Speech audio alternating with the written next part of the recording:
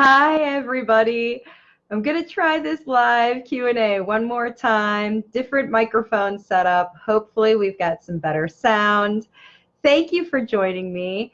If you're watching this on the replay, I appreciate you joining me. And if you catch me live, I also appreciate. Thank you so much for being here. My name is Marcy Melzer, and I am determined to get this live Q&A out today. So if you can let me know if the sound quality is better, that would be great. Give me a thumbs up. And I'm going to just dig in and get into this question.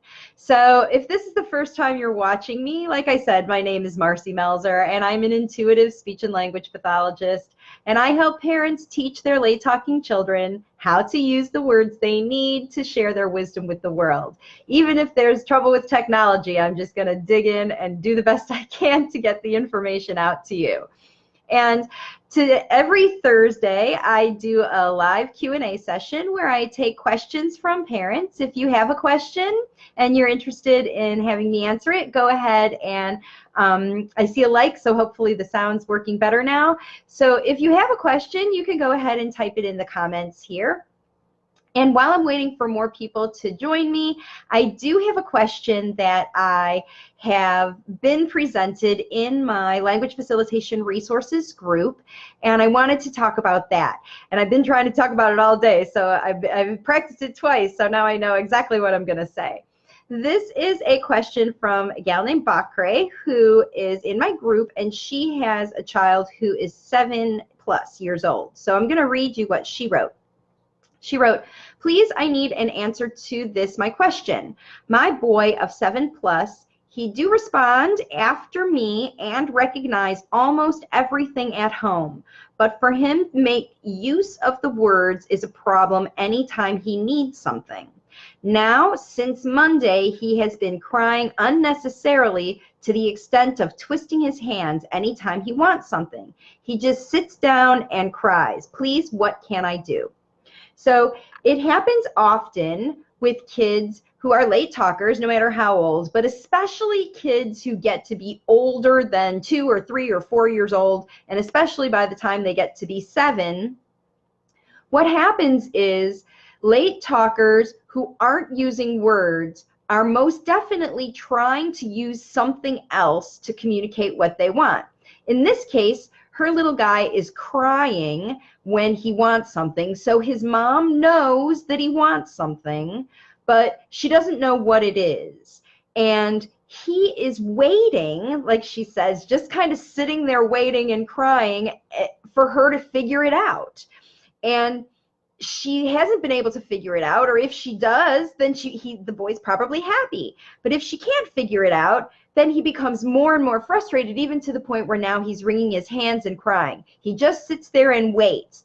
So his strategy, what he's using right now, is waiting for his mom or whoever's communicating to him to guess what he wants. Now, kids only fall into that behavior if that's been what's happening in your household. So I would venture to say that this mom has been doing a lot of using her own intuition to understand what her child wants, maybe based on his previous preferences, like he wanted this kind of food before, or he previously has communicated non-verbally, like he'll come into the kitchen if he wants something to eat, or maybe he'll push her or drag her places or bring her things that he wants.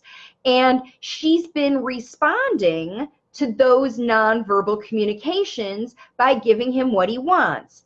And that's how kids develop their own independent language or communication system with their moms at home, because most definitely you have had things that you want to teach to your child or have them do. So for example, if you need your child to get their shoes on so that you can leave the house, then you will make sure that your child understands that they need to get their shoes on so that you can leave the house.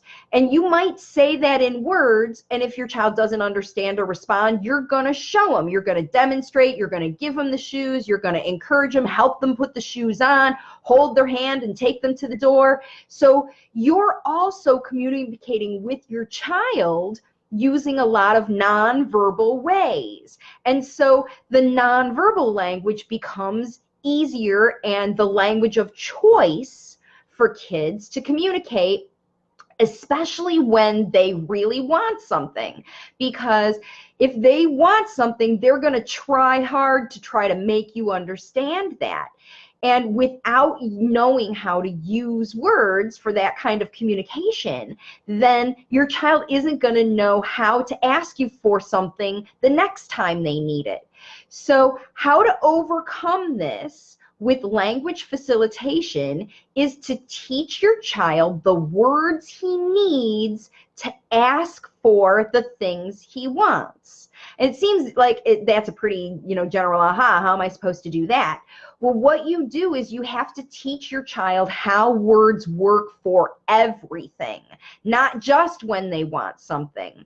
Because it's not good enough to just teach your child vocabulary. You have to teach your child how to use words. And the way to do that is by doing language facilitation while you are doing your everyday activities. So all the things that you do all day, what I want you to do, Bakre, is pay attention to how much you and your child are communicating non-verbally. And it doesn't have to be anything as formal even as a point, but if your child looks at you in a certain way, if they bring you something, if they push you, if they make a facial expression like this, you can even say you're angry, because that is communication, right? All of these nonverbal things you and your child are doing to communicate with each other. If you're not putting words with those nonverbal things, then your child's never going to learn how words work, because that's what language facilitation is. While you are doing all the nonverbal communicating with your child, you need to be showing them what the words are for those things. It's what I call saying the right words the right way at the right time. You have to have all three of those components when you do language facilitation, hey Kate, in order to make sure that your child knows how to use those words functionally. So for the families I'm working with, instead of having them teach their child vocabulary, I have them talk about their lives in a way that they know their child can understand. Just like I was talking about, if you really want your child to get their shoes on and leave, you know it's not going to happen if you stand at the door and say, get your shoes on, it's time to go, right?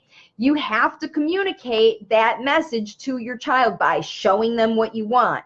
All of those actions that you do and all of the responses that your child gives you non-verbally, you put words with.